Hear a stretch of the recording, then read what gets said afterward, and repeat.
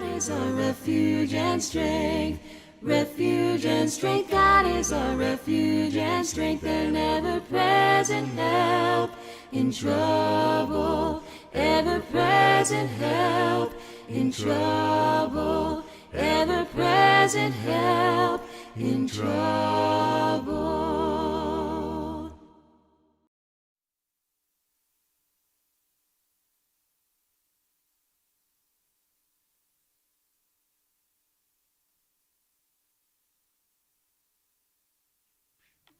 Shut the doors back there.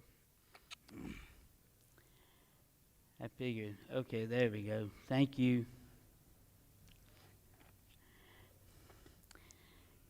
Bible check. All right. Something by the way of humor. The preacher, Kenneth Grizel, he is at Mount Zion tonight. And, of course, he didn't know a lot about the place, and I'm anxious to know if he found it. Really, it's not easy to find. And I knocked on his door today, and I said, here's some people that it would be good if you meet. And one of them is the preacher, but he's 80 years old, and you wouldn't, think maybe that he was the preacher. I'm what? Am I too loud? Is that what you were saying? I'm already dead. Take me home with you. Anyway, and so I told him, I said, this is the preacher, David Edens. And I just wanted to put his age there so he'd, not be expecting a young whippersnapper, And then I told who the song leader was, which is the preacher's son. And then I mentioned someone else. And Kenneth texted back and said, I have my opening now. This is what's going to be his opening. But I was a little, he's never been there, and he doesn't know anybody except one person, I think. But they've had Kenneth, they've had me, and they've had Joel. And that's pretty good for them to be reaching out like that, letting us come in. But the Bible check I just did, it's so interesting how in a year and a half, my eyes have changed. I'm buying all these new Bibles. Y'all can probably see those words, can't you? And then I picked up a New Testament today to look up something, and I had to put it down and pick this up. Anyway, let's ask God to bless our efforts. Father, we're so grateful and thankful that we could be here, thankful that we could look at your word and have fellowship together. We pray your blessings upon other folks, especially our preacher that's doing the same tonight. And we pray your blessings as we study and try to take something home. In your son's name we pray. Amen. Everyone, if you will, turn to Romans chapter 13. Romans chapter 13, just for something very quick. I didn't make an overlay for the overhead projector or I'm sorry I didn't do that. And tonight's lesson, I really need for you to try to look it up in the text or on your phone, because we're only going to go to 2 or 3 places. And we're going to be talking about, we're always talking about trusting God, and this will be no exception. And especially as things happen to us, things happen in our country, things are happening in our world. And right now, there's quite a bit of unpredictability. Regardless of who you support or whatever, there's just a lot of that going on. And we as Christians, we have encouragement, and sometimes that encouragement needs to be just kind of really, really rubbed in. Romans chapter 13, and this is not a verse that you haven't looked at. I'm sure you have, maybe even recently. But verse 1 says, "Let every soul be subject to the governing authorities, for there is no authority except from God, and the authorities that exist are appointed by God." Now, that verse can immediately cause some confusion, but the best thing to do is think of it as simple as you can, even though you don't understand how that can be in some ways. Like, for example, the governing authorities, there's no authority except from God. Then we start naming all the bad authorities that, we see in the world that are abusing people. And God saying a certain amount of respect is to be given to them. And remember what he says, vengeance is mine. Vengeance belongs to me. I will repay. And so it's not like we wish anything wrong, bad to happen to someone, but if they need something, or they're, I'm thinking of foreign powers, that, or their leaders need something, God knows that better than we do, much better than we do. Now, just look at that one more time. No authority except from God. And then he says the authorities that exist are appointed of God. Now, I don't want to confuse anyone, but over there in the book of Deuteronomy chapter 8 and 9, the writer, Moses, he says, God gives us the power to get wealth. That's a big statement. Even though the context is them going into the land, he gives us power to get wealth. That means he gives us the ability to do. So, we think of, well, I made this happen, I made that happen. God gave you the ability. Maybe you did make something happen. But who gave you the ability to do it? Who gave you the next breath of air? Who gave you food to sustain you? God did. And so when you're looking at a verse like this, that can help. Look at verse 2 before we move. "Therefore, whoever resists the authority resists the ordinance of God. And those who resist will bring judgment on themselves." Now, if you read that in the context of what's been going on at that time, it can really throw you, because it's not too long from now that Nero is going to publicly marry another man, and then he's going to burn Rome up and blame it on the Christians, not the Jews, the Christians. And so, you look at it and you think, God, you're allowing that? He has a plan. He has a plan.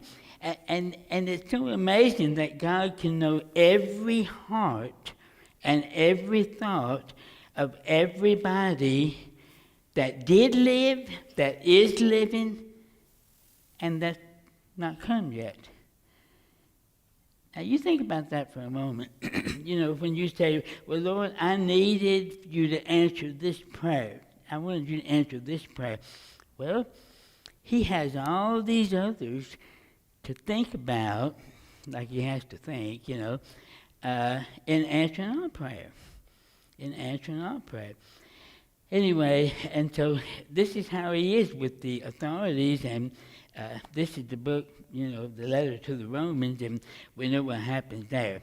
Now, I want you to turn. I want you to make one turn, and probably won't have to turn from this book again. Turn to Daniel. Please turn to Daniel. Daniel chapter 2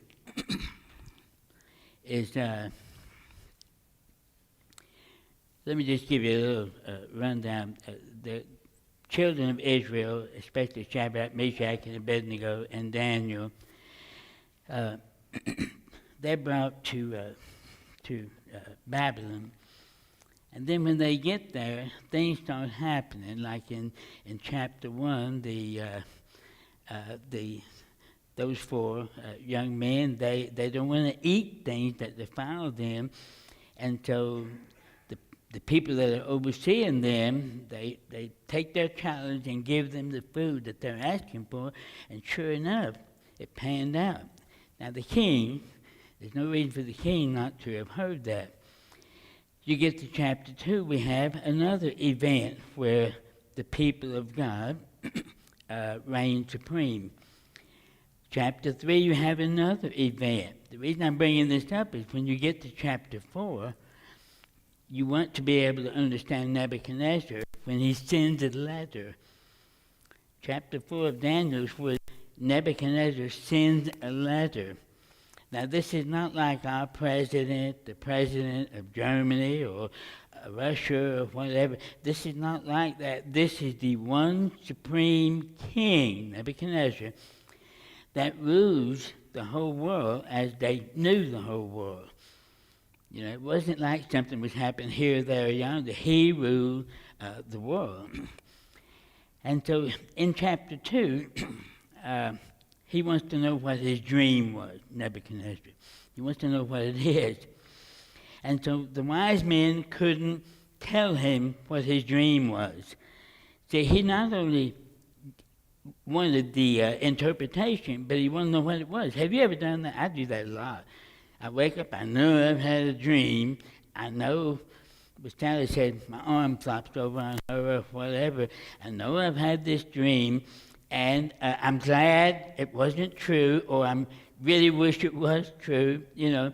And so Nebuchadnezzar has this dream, and he can't remember what it was, but he knows it was very adventurous, so to speak. And so it says down here, if you will, you can read verses 1 all the way down to about verse 13, but I want you to see, start with verse 14, what happened. Daniel 2:14. Now, they're going to kill, Nebuchadnezzar wants to kill the wise men that can't figure this thing out.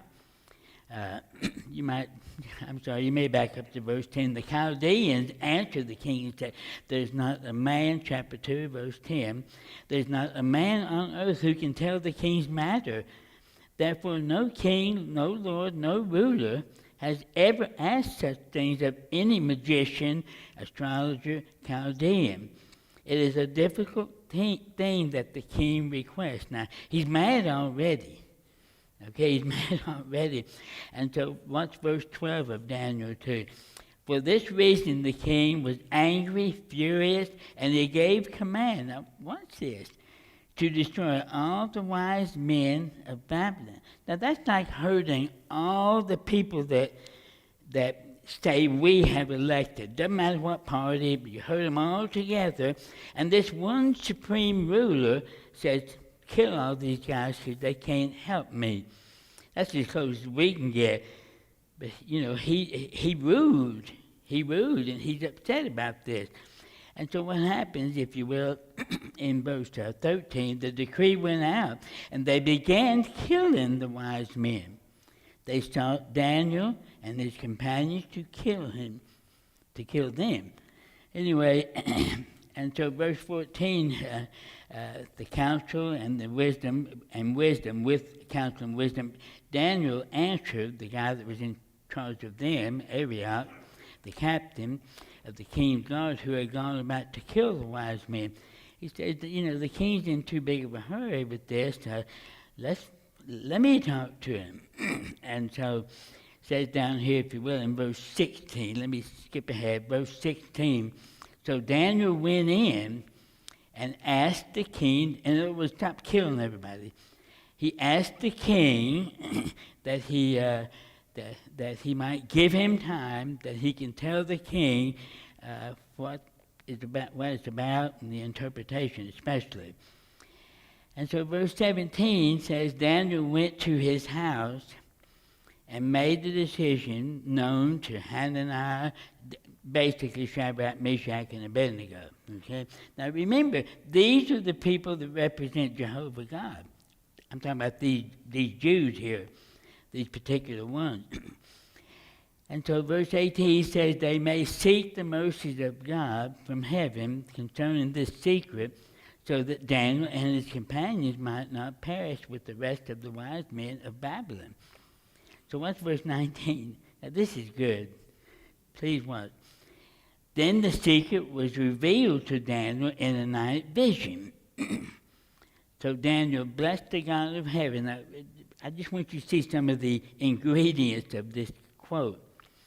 Daniel said in verse 20, "Blessed be the name of God forever and ever, for wisdom and might are his." Now, wisdom and might are his is not saying, as we'll see in a moment, that's not saying God's wise and he's strong. It's saying he possesses it and therefore he distributes it. You know, it's not just saying he's that way. It's saying something even more so. So that's what he says in verse 21. He changes the times and the seasons. Here we go. He removes kings and raises up kings. Now remember, we were talking about God gives us the power to get wealth. And what He gives us the power to do anything we do. Anything we do. You know, we talk about God helps those who help themselves. Well, He gives us the power to do that. Sometimes we need to encourage people they're not taking advantage of the strength God gives them to do something. Now watch how He says this. He gives, verse 21, wisdom to the wise and knowledge to those who have understanding. Now just think about that. He gives it out. It's not that He's that way. What He's saying here is He does it. Wisdom, if you will, verse 20 the latter part, wisdom and might are His. He removes kings, I'm skipping. He raises up kings. He gives wisdom to the wise and knowledge to those who have understanding. And so sometimes we have to be patient with people that are more learned than we are by the world standards, but be careful.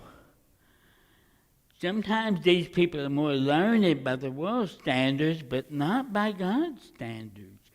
So we've got to be sure what we want is to be learned or is to be informed by what God says. And then we can better make decisions about these other things. So turn over to chapter 4 now. Chapter 4. Now this is where we're going to stay for a little bit. I wish we had time to read the rest of what we read. In chapter 3 is the fiery furnace. Now, the reason I wanted you to have those in mind in a little bit, because what's going to happen here is Nebuchadnezzar is sending a letter out.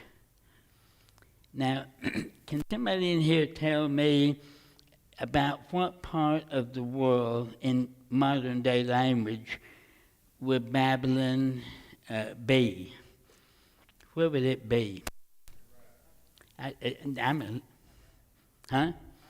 Iran, possibly some of Iraq, okay? Now, I've always wanted to send this letter to those people and say, here's what your great-great-great-great-great-grandpa wrote us and you. Because what's what happens here? Look at chapter 4 and verse 1.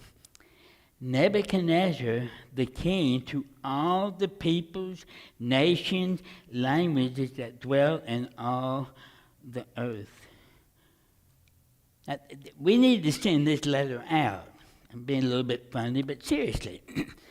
You know, embroider it with gold and say, this came from one of your ancestors to us, and of course to you. And like it or not, it's talking about the God of Shadrach, Meshach, and Abednego, which is the God of Abraham, Jacob, and Isaac, which is the God that created the world. Okay?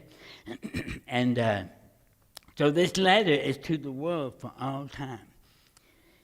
And look how he starts it out. Chapter 4, verse 1, Nebuchadnezzar the king to all the peoples, nations, languages that dwell on all the earth.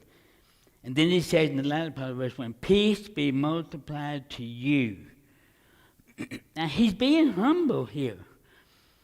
And by what he's gone through in chapter 1, 2, and 3, we can see a little bit of that. What caused that? Because he's addressing everyone. He's addressing people of great wealth, people of great knowledge, and people that are say more simple. And here's what he says in verse 2. I thought it good to declare the signs, wonders that the Most High God has worked for me. Has worked for me. He's wanting to tell about God. And what God did to get his attention is he did some supernatural things, especially the fiery furnace in chapter 3. He saw that. He smelled that. He witnessed that. And all the victories of it. So he says in verse 3, if you will, chapter 4, how great are his signs, how mighty his wonders. His kingdom is an everlasting kingdom. His dominion is from generation to generation. Now, we could stop and look at all those words, but here's what they basically mean. They mean rule. That Nebuchadnezzar is the one. He's going to see this about himself, of course, but he's talking about God now, and he says he is the one that's in control. For it says down here, his dominion is from generation to generation. That means he's running things in your life. He's running things in your father's life. He was running things in your grandfather's life. In other words, God doesn't do something, then there's generation to generation. Now that gives me comfort. Tyler and I have 5 kids and 9 grandkids. And we're concerned. We're concerned, but the God we serve, he has plans for them. And you know, we want that, don't we? Even though they may not be everything we want them to be all the time, or all of them, we want that. So he says this, if you will, in verse generation to generation. In other words, he's ruling when Nebuchadnezzar's in charge. He's ruling when Rome is in charge. He was ruling when Hitler was in charge. Now, those things don't look that way, but they're true. And so look what Nebuchadnezzar says in verse 4. I got to find some way to keep up with the time.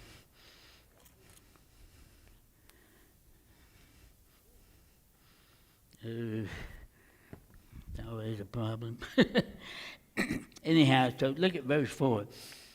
I, Nebuchadnezzar, was at rest in my house and flourishing. That means his life was secure. I wish we had time to dig a little deeper. Verse 5, it says, I saw a dream which made me afraid. Verse 5. And the thoughts on my bed and the visions of my head troubled me. Verse 6 of chapter 4.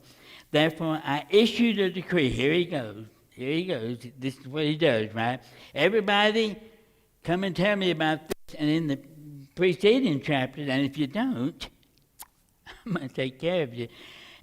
And they sort of get involved with that. It says down here, if you will, he says, bring before me all the wise men of Babylon, this is verse 6, that they might make known to me the interpretation of the dream. Now what's verse 7? Then the magicians, the astrologers, the Chaldeans, the soothsayers. Now you're probably thinking, well, surely he has sense enough to know not to listen to them. No, this was his dictionary, his encyclopedias. This was his to learn from. And so that's why when somebody like Daniel comes along and makes things happen, it's bigger than meets the eye. It's bigger than meets the eye. And so what he says down here, if you will, in verse 7, the latter part, I told them the dream, but they could not make known to me the interpretation. Verse 8, very quickly, but at last Daniel came before me. His name is Belteshazzar, according to their religion. In him is the spirit of the holy God. Now, you have to remember, these people were polygamists in some ways, but God would come along through people like Daniel and others and show that no, he's the one. He's the one. But that wasn't always what people were hearing, just like it's not that way now. It saddens me to know how many millions of people in the world do not believe in Jesus, but do believe in Jehovah God in the sense that, see, that's rough. You know, that's rough. They're believing in God, but they're not believing in Jesus, who shows us, you know, all about God. Tells us all about God. The Word was made flesh. John 1, in the beginning was the Word was with God, the Word was God. The same was in the beginning with God. All things were made by Him, John 1:3, and apart from Him, see, nobody else is involved. Apart from Him, nothing was made that was made apart from Him. And what happened, verse 14, that Word was made flesh. And oh, do we ever have reasoning that works for that. Anyhow, verse 8, but at last Daniel came, and he talked to Nebuchadnezzar.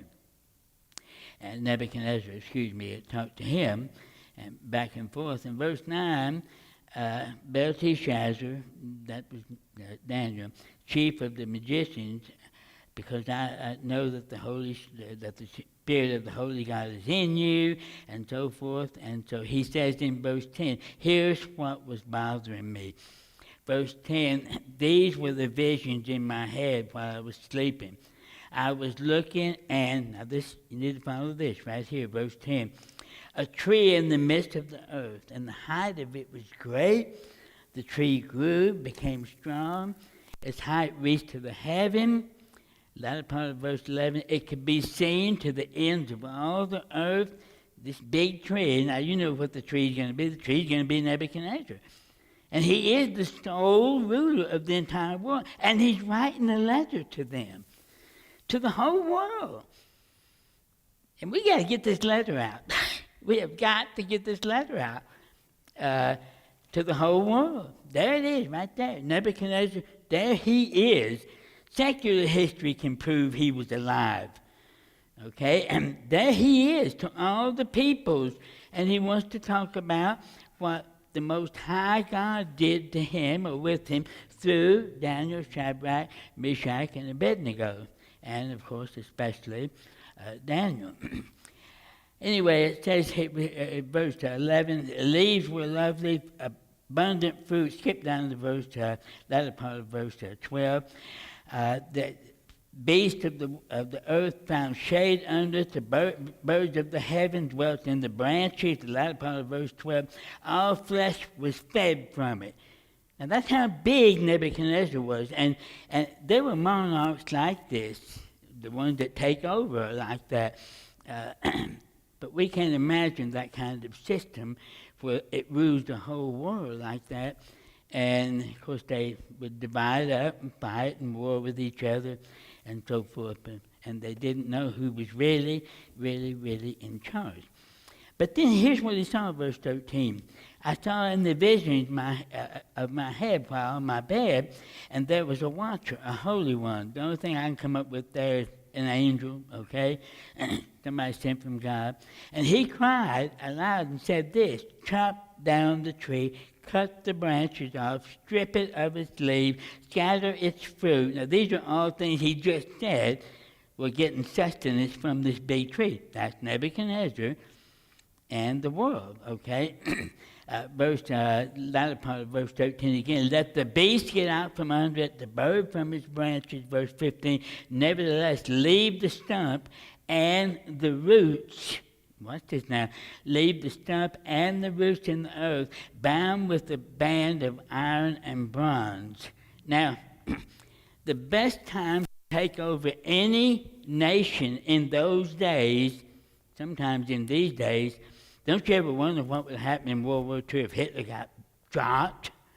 I mean, it was his idea to kill 6 million Jews, and along with Stalin, you know what they did? Stalin killed 50 million people. And, you know, you get him out of the way, get him out of the way. Well, and so what happened, this is the best time for a foreign power to come in and take over Babylon. Now, can't you see? Here comes some ambassadors from another country, and they come in. They say, "We want to talk to your king." And the guys look at each other and say, "Well, take them." And they say, "See that? See those cattle out there? Oh, that one right there. That's him." I mean, that's perfect time. Get on the phone, attack.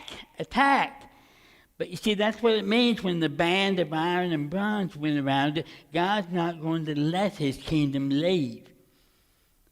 Anyway, verse 16, skip down. Let his heart be changed from that of a man. Let him be given the heart of a beast. So he was acting like a beast. Okay? Probably a grazing beast.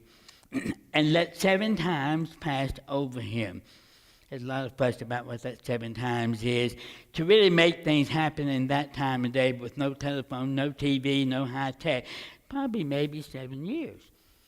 That's just a guess, because things were done very, very slowly. And so until 7 times passed over. Now go to verse 17. This is the decree by the decree of the watchers and by the sentence of the word of the holy ones. And here's the first thing that Nebuchadnezzar spells out about what's happening.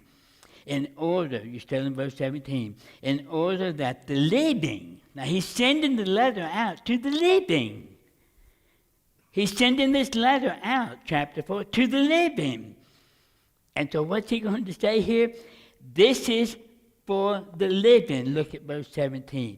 In order that the living may know that the Most High rules in the kingdom of men, gives it to whomever he will, and he sets up over it even the lowest of men. Now remember, y'all, God decided to come here and was born in a barn. That's just about like how God works.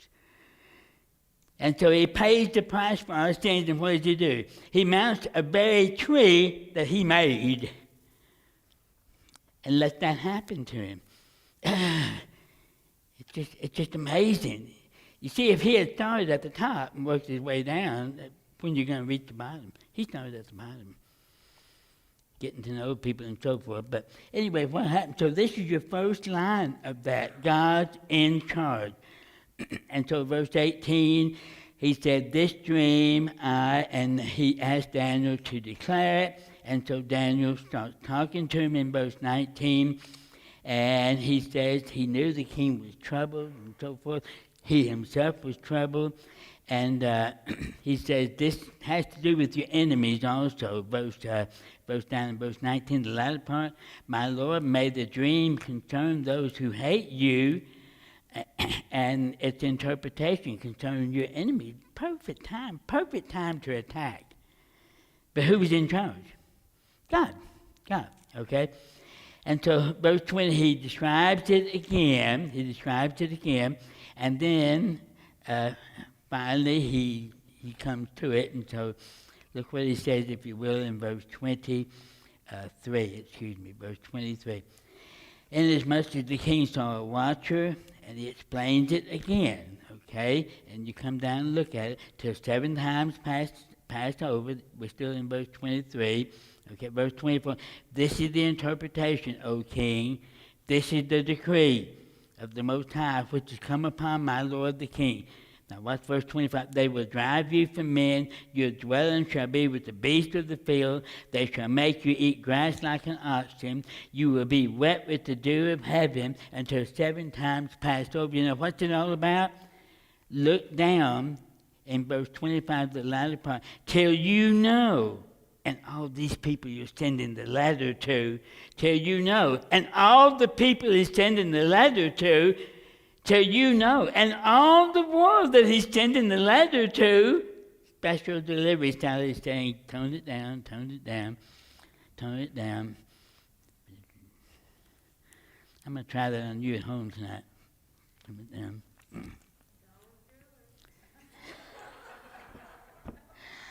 Oh.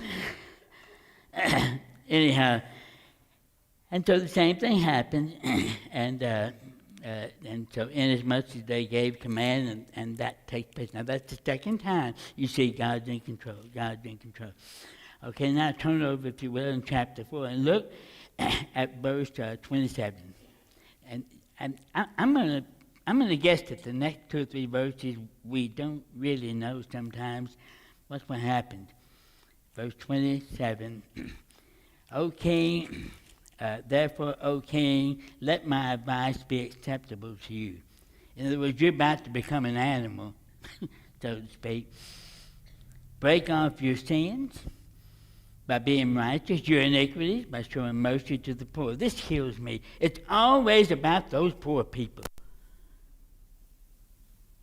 That's it. And so Jesus said, let me tell you, let me show you how I think about poor people. Born in a barn. Born in a barn. And it's just constant.